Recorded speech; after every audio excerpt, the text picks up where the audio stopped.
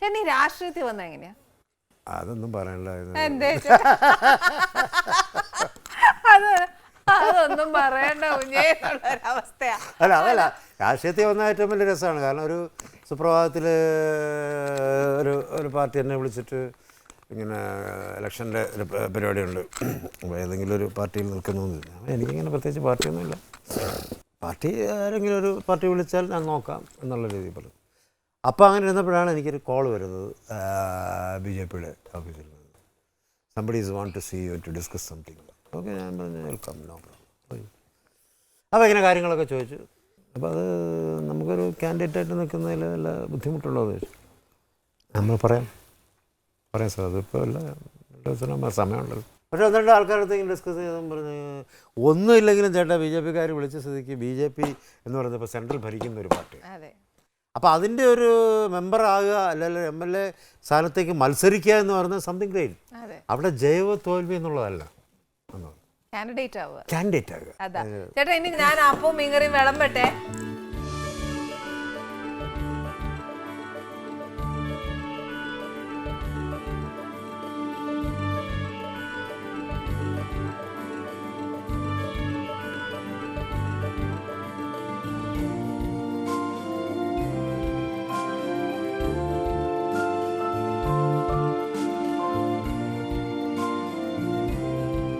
അപ്പോൾ ഏതായാലും മോള് നന്നായിട്ട് പാട്ടുകൾ. അപ്പോൾ ഈ ആഹാരം കഴിക്കുന്നതിൻ്റെ ഇടയ്ക്ക് ഓരോ പാട്ടുകൾ കേട്ടാൽ മോനൊരു പാട്ടൊരു എന്താ പാട്ടാണോ കവിതയാണോ? ഇപ്പോൾ സിനിമാ പാട്ടാണോ? അതാ പാടാൻ ഉദ്ദേശിക്കുന്നത്. കവിത. അപ്പോൾ ഒരു കവിത പാടാം അല്ലേ?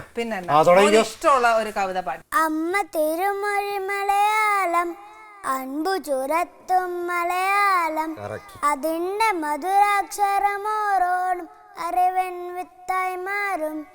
ഭാഷ നമ്മെ വളർത്തും, ഭാഷയെ നമ്മൾ വളർത്തേണം. മലയാളത്തിൽ നമ്മൾ പഠിക്കും, കളയും ശാസ്ത്രമൂറുപോലെ. സ്വന്തം കാലിൽ നിൽക്കണം, സ്വന്തം ഭാഷ പഠിക്കണം. സ്വാതന്ത്ര്യത്തിൽ അമൃതം നേടാൻ മാതൃഭാഷ പഠിക്കണം. Very good, very good. നല്ല അസലായിട്ട് പാടി. മോൾ എന്നാ പാട്ടാ പാടുന്നേ? സിനിമ പാട്ട്. ഞാൻ പറയാൻ വരും. എന്നോ ഞാൻ എൻ്റെ മുറ്റത്തോരറ്റത്ത് പൊന്നാരിച്ചൊരു മുല്ല നട്ടു.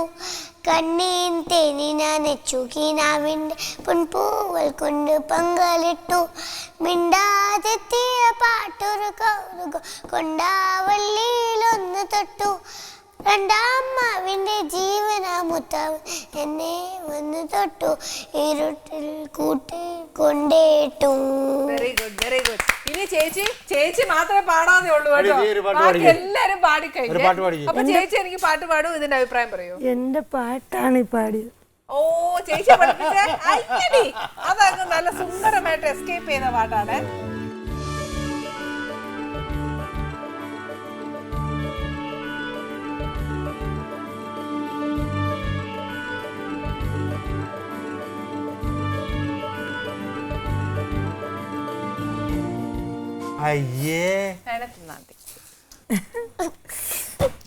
എന്തോ കൊച്ചാ ഉണ്ടാക്കി വെച്ചിരിക്കുന്നത്. ഉപ്പില്ല, പുളിയില്ല, എരിവില്ല. എന്ത് മീകരുത് കഴിക്കണ്ട, വെള്ളം കുടിച്ചോ. അത് പറ്റില്ല. അതൊന്നുമില്ല, എന്നെ വിളിച്ചു വരുത്തില്ല. ഇതിനകത്ത് ഉപ്പുമില്ല, മുളകുമില്ല. ഇതെന്ത് ആനീസ് കിച്ചണിൽ വരുമ്പോൾ, അതായത് ഇത് കാണുന്ന സമയത്ത് ആനി ഉണ്ടാക്കുന്ന ഫുഡിൻ്റെ ടേസ്റ്റ് ജനങ്ങൾ പറഞ്ഞാൽ എൻ്റെ വൈഫ് എന്നെ കണ്ട് പറഞ്ഞ് ശരിയാണ്, നമ്മൾ പോകുമ്പോൾ നല്ല ആഹാരം കിട്ടും എന്നുള്ള ആഗ്രഹത്തിലൊക്കെയാണ് ഞാനിവിടെ വന്നത്. ഇതിവിടെ വന്നപ്പം ആനയുടെ ചെവി പോലെ 2 സാധനം തന്നിട്ട് പോലെ മീൻകറി ഉണ്ടാക്കി അത് വായി വെച്ചപ്പോൾ ഉപ്പുമില്ല, പുളിയില്ല, ടേസ്റ്റും. എന്തോന്നാ കൊച്ചത്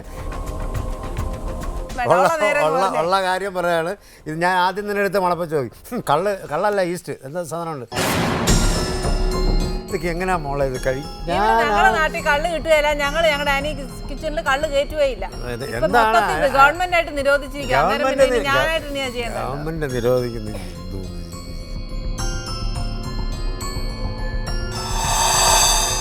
ഞാനിവിടെ ഈ ആനി കിച്ചണിൽ ആഹാരം കഴിക്കാൻ വന്നിട്ട് നല്ല വയറ് നിറച്ച് ടേസ്റ്റായിട്ട് കഴിക്കാൻ വന്നാണ്.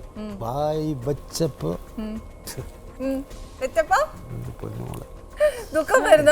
ദുഃഖമല്ല. കാരണം അത് ഞാനിത് ഇങ്ങനൊന്നും അല്ല ഫുഡ് പ്രതീക്ഷിച്ചത്. എന്നാ രഘുവേട്ട, അന്യദേശത്തെ ഒരു കറി കഴിക്കണമെങ്കിൽ ആനീസ് കിച്ചണിൽ വരണം. ഇത് സൗത്ത് ആഫ്രിക്കൻ ഫിഷ് കറി. കറുത്ത കളറും ഇപ്പൊ മനസ്സിലായല്ലോ. ഈ കറിക്ക് കറുപ്പെന്ന് പറഞ്ഞ ഏക വ്യക്തി രഘുവേട്ടൻ അല്ലാതെ ആരും. അയ്യോ, കറിവേപ്പില കണ്ടിട്ട് കറുപ്പെന്ന് പറയുന്നത് ആഹാരത്തെ കുറ്റം പറയുന്നില്ല, ആഹാരത്തെ കഴിക്കരുതെന്നുള്ളൂ. ഇരുത്തിക്കൊണ്ട് കുറ്റം പറയാം. അപ്പൊ അല്ല, മോളെടുത്തിരുന്നോട്ടെ, ഞാൻ തിരിച്ചോണ്ട് വെച്ചേക്കല്ലേ. ഇത് മൊത്തം ഞാൻ ഇനി ആദ്യം പോലെ ആദ്യം പോലെ പിന്നെ ഇത്ര ഞാൻ തിന്നില്ല. നമുക്ക് വലിച്ചു പറിച്ചിട്ട് ഇത് മാറ്റിയിട്ടെ ചേച്ചി, ഇത് മാറ്റി നോക്കട്ടെ.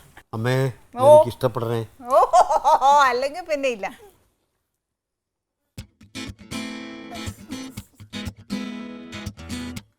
പിന്നെ പന്തിക്ക് കണ്ണുകൊണ്ടുകൂടാ.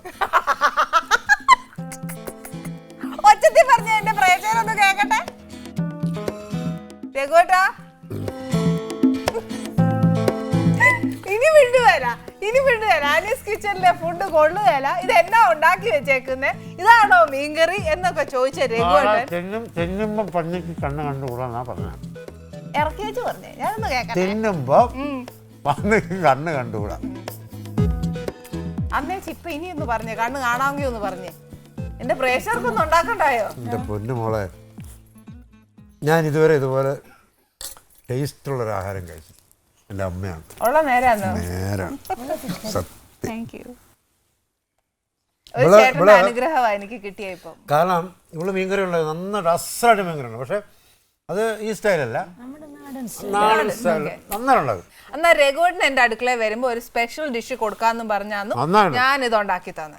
പൊന്നുമോളെ, നീ നേരത്തെ പറഞ്ഞ ആഫ്രിക്കയാണോ അന്റാർട്ടിക്കയാണോ എന്ത് പണ്ടാരായാലും ശരി, അസാധ്യ ടേസ്റ്റ്. കറി വിളമ്പ്. എന്താ കറി വിളമ്പാൻ? എനിക്ക് ചെവി കേക്കാൻ മേല. മനസ്സിലായി. നേരത്തെ ഒരു 10 മിനിറ്റ് മുമ്പ് എന്നെ എന്തോരം ചീത്ത പറഞ്ഞതാ. ഇതാണോ വെള്ളയപ്പം, ആനയുടെ ചെവി പോലെ കൊണ്ടാക്കി വെച്ചേക്കുക. ചേട്ടാ, എനിക്ക് ഒരുപാട് സന്തോഷമുണ്ട്. ചേച്ചിയെയും കൂടെ കൊണ്ടുവന്ന് എൻ്റെ അടുക്കളയിൽ.